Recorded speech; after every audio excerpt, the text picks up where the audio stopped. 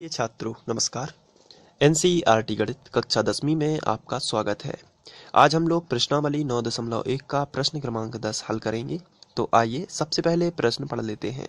इसमें दिया गया है, एक 80 मीटर चौड़ी सड़क के दोनों ओर आमने सामने समान लंबाई वाले दो खंभे लगे हुए हैं। इन दोनों खंभों के बीच सड़क के एक बिंदु से खंभों के शिखर के उन्नयन कोण क्रमशः 60 अंश और 30 अंश है। खंभों की ऊंचाई और खंभों से बीच की दूरी ज्ञात कीजिए। तो यहाँ पर बताया गया है कि एक 80 मीटर चौड़ी सड़क है और उसके दोनों ओर आमने सामने समान लंबाई के दो खंभे लगे हुए हैं। चलिए देख लेते हैं। माना कि ये एक 80 मीटर चौड़ी सड़क है, तो हम यहाँ पर लिख देते हैं 80 मीटर। इसके बाद इसमें आमने सामने समान लंबाई के खंभे लगे हुए हैं। तो एक खंभा ये लगाया गया है और दूसरा खंभा ये लगा दिया गया, दो खंभे लगाए गए हैं। दोनों खंभों के बीच सड़क के एक बिंदु से खंभों के शिखर के उन्नयन कोण 60 और 30 हैं। तो यहाँ पर दो कोण बन रहे हैं, एक ज़्यादा है और एक कम है। तो अगर हम बीचों बीच अगर एक कोई बिंदु लेंगे तो वो ज़्यादा और कम नहीं बनाएगा, बल्कि हमें बीचों बीच से हटके थोड़ा लेना पड़ेगा। जैसे हमने यहाँ पर एक पॉइंट लिया, तो इस वाले पॉइंट से जब ये यहाँ पर यदि कोई व्यक्ति है तो इसको देखेगा तो आसानी से देख लेगा, जबकि इसको देखने के लिए उसे नजरें और ऊपर उठानी पड़ेगी। इसका मतलब जितने पास होगा, यहाँ से जितनी दूरी कम होगी उतना ही एंगल ज़्यादा बन जाएगा, जबकि इस खंबे से दूरी ज़्यादा है इसलिए एंगल कम बनेगा, क्योंकि इसे वो आसानी से देख सकता है। जैसे आप किसी मीनार के पास बिल्कुल खड़े हैं तो आपको मीनार का शिखर देखना है तो आपको नज़रें बहुत ऊपर करनी पड़ेंगी, जबकि आप मीनार से दूर बहुत दूर खड़े हैं तो आप आसानी से उसके शिखर को देख सकते हैं।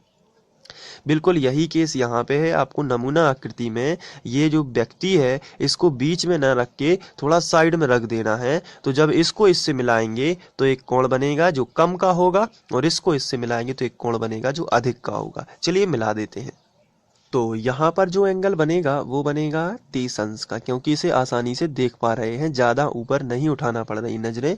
लेकिन यहाँ से व्यक्ति को यदि इस मीनार पास वाले मीनार को देखना है तो वो 60 अंश का एंगल बनाएगा।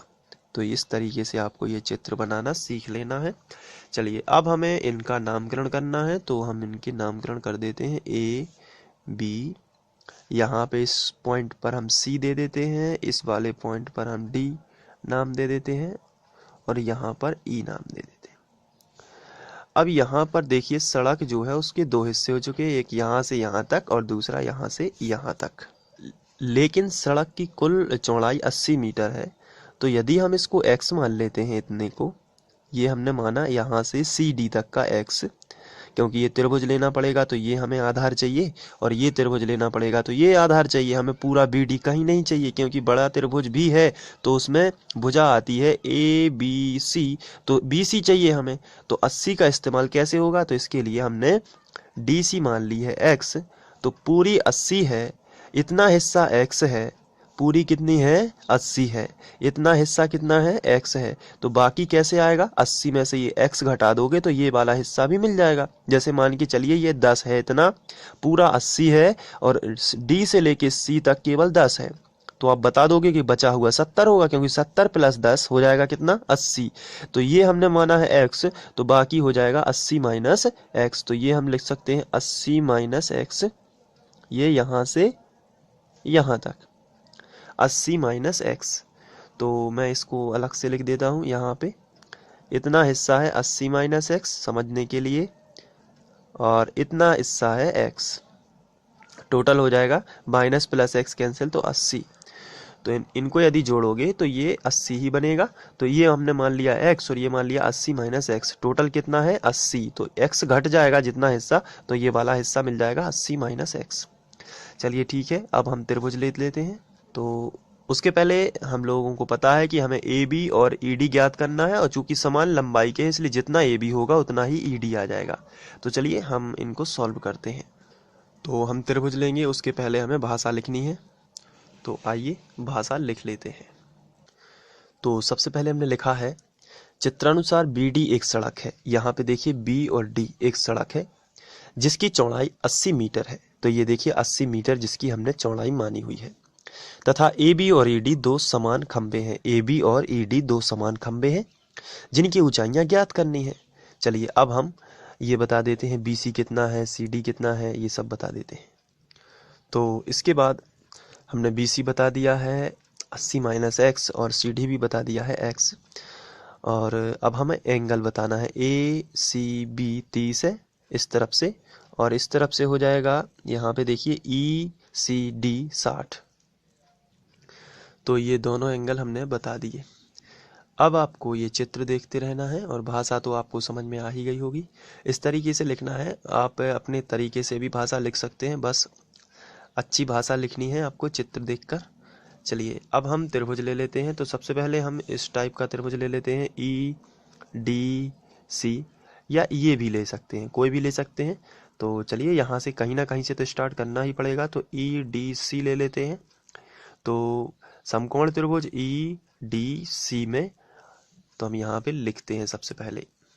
तो हमने ये लिख लिया। इसके बाद आपको यहाँ पे ध्यान से देखना है। EDC जो है यहाँ पे बन रहा है 90 और यहाँ पे बन रहा है 60।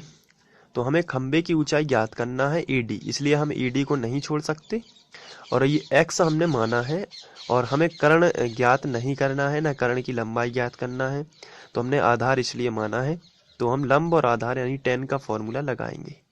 तो चलिए हम लिख लेते हैं tan थीटा बराबर लंब बटे आधार। लंब क्या है ED और आधार क्या है CD। यह हमने लिख लिया। थीटा की जगह पर हम कितना रख सकते हैं 60, क्योंकि इस त्रिभुज का कोण जो है वो 60 अंश है। तो हमने रखा tan 60 अंश बराबर ED बटे CD। तो CD की जगह पर हम ED तो ज्यों कहते हैं लिखा हमने, और CD की जगह पर आपको लिखना है x। तो हमने लिख दिया x। tan 60 का मान होता है करनी 3।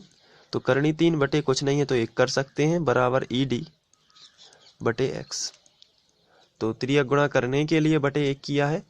तो x का ED का मान आ जाएगा ED बराबर x करनी 3। अब x की वैल्यू और चाहिए तो ED आ जाएगा। तो जब ED आ जाएगा तो उतना ही तो AB है, दोनों खंबे की लंबाइयां समान हैं तो खंबे की ऊंचाई मिल जाएगी। तो चलिए फिलहाल हमने इसको समीकरण 1 बना दिया। इसके बाद हम समकोण त्रिभुज ABC ले लेंगे। तो हम लिखेंगे समकोण त्रिभुज ABC में, इसमें भी हम tan का फॉर्मूला लगाएंगे क्योंकि हमें AB ज्ञात करना है। और ये है 80 माइनस एक्स आधार। तो चलिए वही लगाएंगे tan थीटा बराबर लंब बटे आधार। लंब क्या है AB। ये देखिए त्रिभुज में ABC में लंब क्या है AB और आधार क्या है BC। तो हमने लिखा BC। tan थीटा की जगह पर कितना रखेंगे इस बार 30। तो हमने रखा tan 30 अंश बराबर AB, ज्यों कहते हो ये खंबे की लंबाई है, इसको नहीं छोड़ सकते हो। BC है 80 माइनस एक्स। तो हमने रखा 80 माइनस एक्स, ये हमने रख दिया। tan 30 जो है उसका मान होता है, चलिए इसको हम आगे के पेज से करते हैं। तो tan 30 का मान होता है 1 बटे करनी 3। तो हमने लिखा बराबर AB बटे 80 माइनस एक्स। चलिए AB का गुणा करनी 3 में करेंगे तो आ जाएगा AB करनी 3, यहाँ पे 80 लिखना चाहिए। AB करनी 3 बराबर 80 माइनस एक्स। तो x को इस तरफ ले आते हैं और AB को उस तरफ ले जाते हैं ताकि x की वैल्यू मिल सके। तो चलिए यही करते हैं, x को उस तरफ ले जाते हैं तो माइनस का x प्लस x हो जाएगा। क्यों ले जा रहे हैं, क्योंकि हमें समीकरण 1 में दिया गया है ED बराबर x करनी 3। तो हमें x की वैल्यू कैसे भी करके x का मान निकालना है। तो इस समीकरण में हमें x का मान निकालने के लिए x का पक्षांतर उस तरफ करना पड़ेगा। तो ये माइनस का पहले तो प्लस हो जाएगा और ये इस तरफ ले आना पड़ेगा। चलिए ले जाते हैं। तो x इस तरफ आया तो प्लस हो गया बराबर 80 यहाँ पे लिखा था पहले से, और ये प्लस का था, इसमें कोई भी साइन नहीं है तो प्लस का माना जाता है। इस तरफ आ जाएगा तो माइनस का AB करनी 3। तो ये पूरा x का मान है। अब x का मान हम समीकरण 1 में रख देते हैं। तो हम यहाँ पे लिखेंगे x का मान समीकरण 1 में रखने पर, तो चलिए रख देते हैं। समीकरण 1 हमारा जो पहले था उसको मैं पहले ज्यों कहते हूँ लिख देता हूँ ताकि आपको समझ में आ जाए। ED बराबर x करनी 3, ये है समीकरण 1। अब इसमें हम रखेंगे x की वैल्यू पूरी की पूरी। तो ED बराबर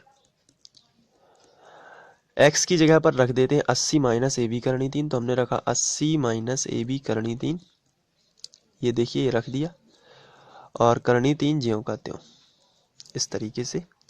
तो ई डी बराबर करनी 3 का गुणा करते हैं, करनी 3 का गुणा इसमें भी हो जाएगा, करनी 3 का गुणा इसमें भी हो जाएगा, तो 80 माइनस करनी 3 का 80 और करनी 3 का गुणा होगा तो 80 करनी 3 आ जाएगा। ये इसको पूरा लिख देते हैं सबसे पहले।